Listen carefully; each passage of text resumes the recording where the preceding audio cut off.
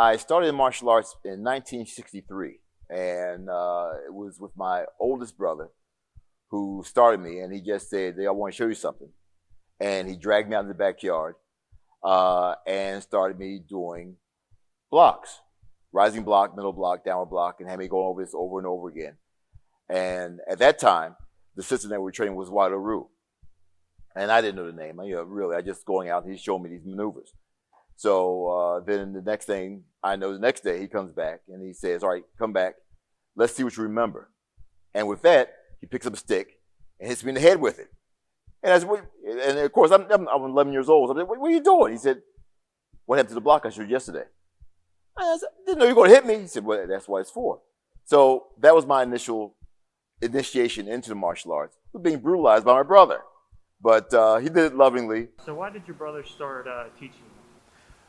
One of the reasons, to my best of my recollection, was that I was very shy coming up at that time and somewhat introverted.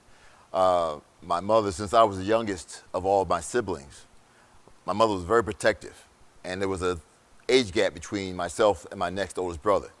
Whereas they were in their mid to late teens, they were out doing their thing. I was still very young and in my preteens or tweens. You could say use that term now for back then.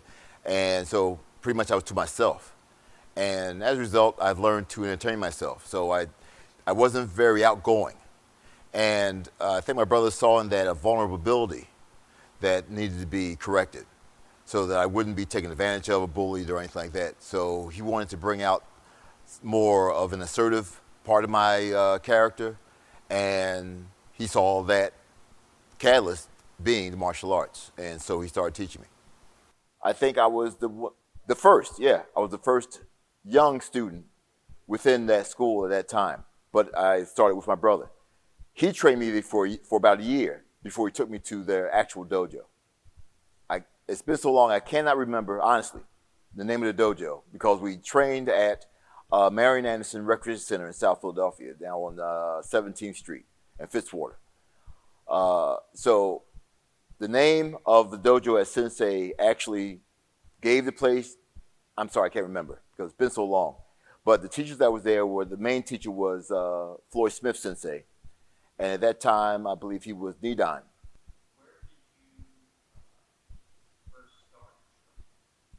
Where I first started instructing?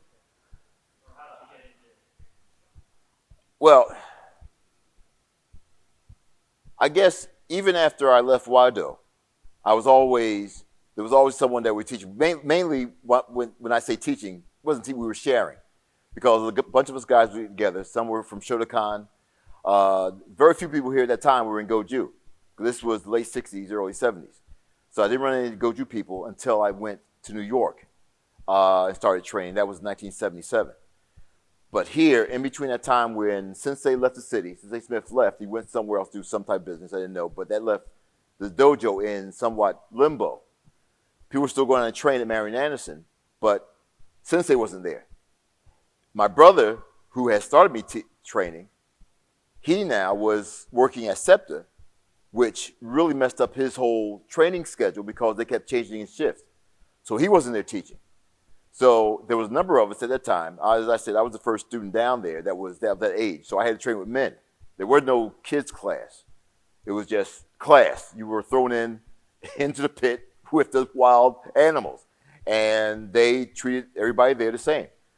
So after Sensei Smith left, there was a void of, okay, who's going to take over?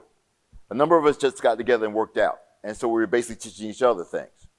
And you know how that gets. You're a bunch of novices in what you were doing, the formal teaching, and now you're out there by yourself, experimenting with things that you really know about, but you're just saying, okay, let's try this. And you're trying to do flying kicks off a wall, you're trying to jump over a bench, and you're cracking your head, you twist your ankles. So it was a sharing thing that we did, basically. What got me into teaching wasn't until really I got to start training with Robert Choji Tayani Sensei in New York. At that time, his school was in Brooklyn on Bay Parkway. And it was he was sharing with a judo instructor. So my teaching really didn't come until like around the late 70s.